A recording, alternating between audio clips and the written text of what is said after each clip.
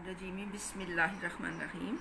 प्यारी बहनों, आज का हमारा लेसन बड़ा टेक्निकल किस्म का लेसन है, बहुत टेक्निकल लेसन है। इसको ज़रा बड़ी तवज्जो के साथ सुनिएगा, इंशाअल्लाह अज़ीज़ आपको ये बड़ा इंटरेस्टिंग लगेगा।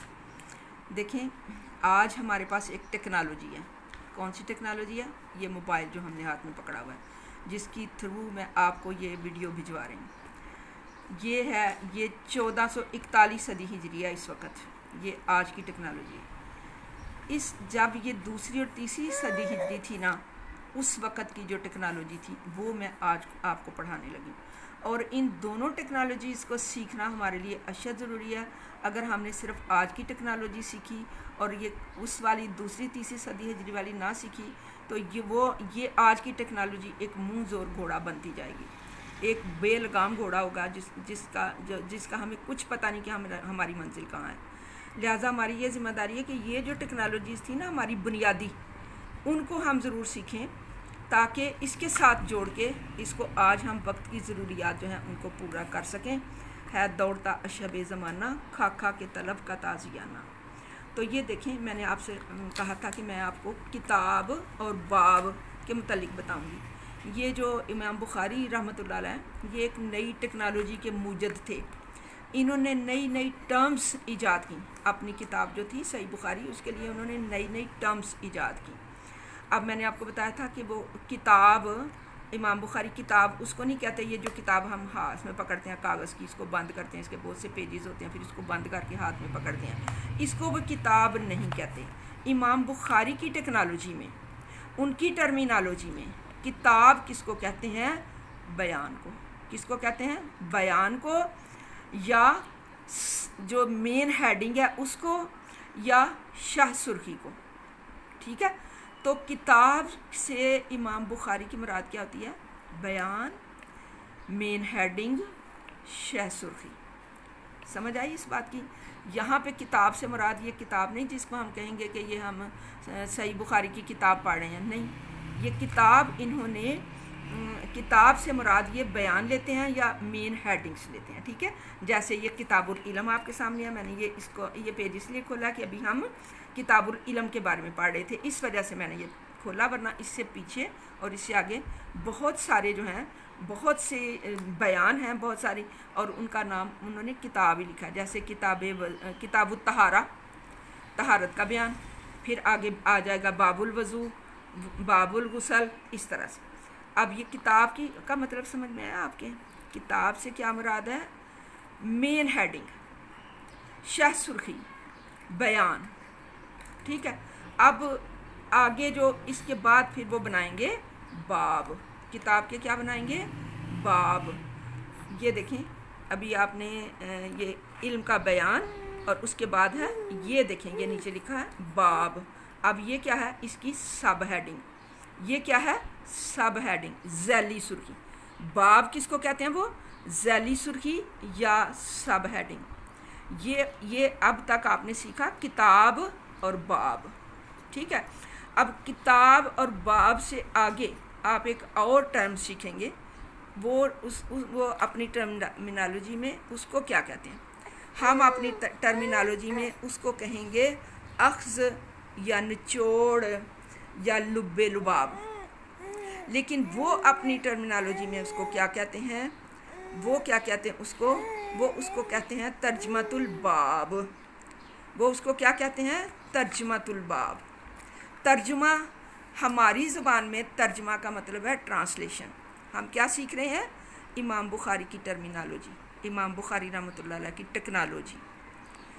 तो वो अपनी टेक्नोलॉजी में, अपनी तर्जुमा, अपनी जो है वो उसमें टेक्नोलॉजी में, टर्मिनोलॉजी में तर्जुमा किसको कहते हैं? हम तर्जुमा कहते हैं ट्रांसलेशन को। हम तर्जुमा किसको कहते हैं?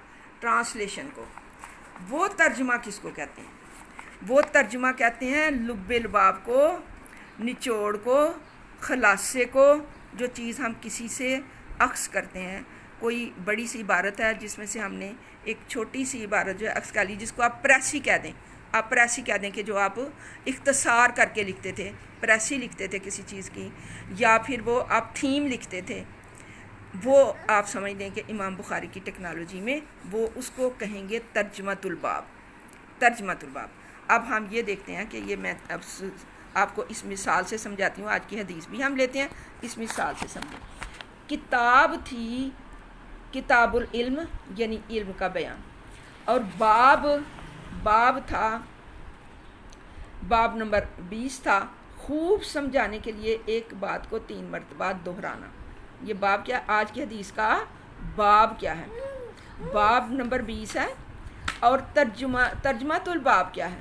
ترجمہ الباب کیا ہے کہ جو حدیث ہے نا, اس کا ایک عکس لے کے, ایک نچوڑ لے کے, ایک لب الباب لے کے, تو اس کو 1-1.5 لائن میں ہم نے اس کی ایک ذیلی سرخی بنا لی ہے. یہ شاہ سرخی تھی نا کتاب العلم, اور اب ہم نے ایک ذیلی سرخی اس کی بنائی ہے. کیا؟ خوب سمجھانے کے لیے ایک بات کو 3 مرتبہ. ابھی تک ہم نے یہ 3 ٹرمینالوجیز جو سیکھ لی امام بخاری رحمۃ اللہ علیہ کے مطابق. کتاب, باب اور ترجمۃ الباب. کتاب, باب اور ترجمۃ الباب. کتاب وہ کہہ رہے ہیں بیان کو, شاہ سرخی کو, مین ہیڈنگ کو, اور باب وہ کہہ رہے ہیں ذیلی سرخی کو, سب ہیڈنگ کو, اور ترجمۃ الباب پھر وہ کہتے ہیں اس چیز کو. یہ ہے ترجمۃ الباب.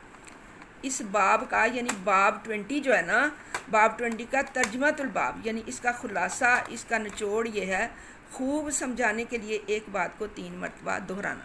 اب آپ کو سمجھ آئی کہ میں جب حدیث دینے لگتی تھی تو میں کہتی تھی باب نمبر 20 کی حدیث نمبر 82. ابھی آپ کو پتہ چلا اس باب سے کیا مراد ہے. اور یہ اوپر سب سے یہاں پہ لکھا ہوتا تھا علم کا بیان. ٹھیک ہے, ابھی آپ کو اس مثال سے سمجھ آ جائے گی. اگر نہ آئے تو آپ میسیج پہ کویسچن کر کے مجھ سے پوچھ سکتے ہیں, میں انشاءاللہ العزیز جواب دے دوں گی. لیکن میں اس کو پھر سے ایک دفعہ حدیث لیتے ہیں نا, حدیث لے کے میں پھر سے اس کو ایک دفعہ پھر آپ کو اس کا خلاصہ بتا دیں. آج کی حدیث ہے حدیث نمبر 82. اسی ضمن میں نے آپ کو یہ کتاب, باب اور ترجمۃ الباب کا بتایا ہے. اب اس میں یہ جو ہے باب تو, کتاب تو وہ ہے نا کتاب العلم, علم کا بیان. یہ علم کے متعلق ہی ہم پڑھ رہے ہیں. جب سے یہ کتاب العلم شروع ہوا تھا, علم کا بیان شروع ہوا تھا, تب سے ہم علم کے متعلق احادیث پڑھ رہے تھے. اور باب اس کا جو تھا باب 20 شروع ہوا تھا, اور وہ اس کا ترجمۃ الباب کیا تھا یعنی اس کا اخذ, اس کا نچوڑ, اس کا خلاصہ, اس کا لب الباب کیا تھا خوب, یعنی یہ سب ہیڈنگ تھی. وہ مین ہیڈنگ تھی علم کا بیان, اور یہ سب ہیڈنگ ہے. اور سب ہیڈنگ کیا تھی؟ خوب سمجھانے کے لیے ایک بات کو 3 مرتبہ دہرانا. یہ اگر آپ کو اب نہ بھی نہ سمجھ آئی تو پریشان نہ ہونا. یہ میں نے جس وقت حدیث پڑھانی ہے نا اگلی, میں نے ساتھ ساتھ آپ کو ہر حدیث کے ساتھ یہ تینوں چیزیں بتانی کرنی ہیں. جیسے میں تجوید کے قواعد میں ہر لائن کے ہر آیت کے اندر جو قاعدہ آتا ہے, حالانکہ میں پہلے تجوید پڑھا چکی ہوں, اس کے باوجود بھی میں کہتی ہوں شاید کوئی نیا سیکھنے والا ہو آج, یا شاید میری بہن کو سمجھ نہ آ رہی ہو, تو میری کوئی بات نہیں, میں ہر روز آپ کو وہ دوبارہ سے وہ سارے تجوید کے قواعد پڑھا دیتی ہوں.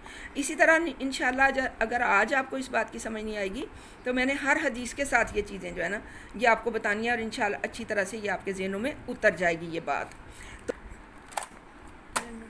حدیث نمبر 82. حضرت انس رضی اللہ تعالیٰ عنہ سے روایت ہے کہ نبی صلی اللہ علیہ وسلم جب کوئی اہم بات فرماتے تو اسے 3 بار دہراتے تاکہ اسے اچھی طرح سمجھ لیا جائے, اور جب کسی قوم کے پاس تشریف لے جاتے تو انہیں 3 دفعہ سلام بھی فرماتے. یعنی اب یہاں سے آپ کو واضح ہوا کہ اکثر آپ نے دیکھا ہوگا کہ علماء کرام ایک بات کو 3 دفعہ کرتے ہیں, اور ہم جب دعا کرتے ہیں اللہ کے حضور تو بھی ہم 3 دفعہ کرتے ہیں. ہر دعا جو ہے اس کو 3 دفعہ کرتے ہیں. وہ ہم نے یہ اسی حدیث سے لیا ہے. اور جب کہیں آپ تشریف لے جاتے تو انہیں 3 دفعہ سلام فرماتے. 3 دفعہ سلام کرنے کا مطلب کیا ہے؟ ایک دفعہ اجازت لینے کے لیے سلام کرتے, دوسری دفعہ ملاقات کے لیے سلام کرتے, اور تیسری دفعہ واپس آنے یا اجازت لینے کے لیے سلام کرتے. تو یہی طریقہ ہمارا بھی ہے کہ ہم بھی جب کسی اپنے دوست کے گھر جاتے ہیں تو سب سے پہلے جو ہے وہ اجازت لینے کے لیے کہتے ہیں السلام علیکم. اس کے بعد پھر جب ملاقات ہوتی ہے ان سے, جب معانقہ کرتے ہیں, جب بغلگیر ہوتے ہیں, پھر کہتے ہیں السلام علیکم. اور پھر جب وہاں سے رخصت ہونے لگتے ہیں پھر کہتے ہیں اللہ حافظ, السلام علیکم ورحمۃ اللہ وبرکاتہ. تو یہ سارا ہم کس لیے کرتے ہیں؟ نبی صلی اللہ علیہ وسلم کی سنت پر عمل پیرا ہونے کے لیے. اس کے فوائد میں دیکھیے, یہ اس کا حوالہ ہے عون الباری کا, یہ شرح ہے بخاری شریف کی. رسول اللہ صلی اللہ علیہ وسلم کا خاص اوقات میں 3 دفعہ سلام کرنے کا معمول تھا. مثلا کسی کے گھر میں آنے کی اجازت طلب کرتے وقت ایسا ہوتا تھا کہ ایک مرتبہ سلام اجازت کے لیے, دوسرا جب ان کے پاس جاتے, اور تیسرا جب ان سے رخصت ہوتے. عام حالات میں 3 مرتبہ سلام کرنے کرنا آپ کے معمول سے ثابت نہیں، یعنی عام حالات میں نہیں، یہ صرف اس وقت ہے جب کسی کے گھر جاتے۔ یہ اس کا حوالہ ہے عون الباری کا، یہ حدیث صفحہ نمبر ہے، جلد نمبر 1 ہے اور صفحہ نمبر 238۔ وما علینا الا البلاغ۔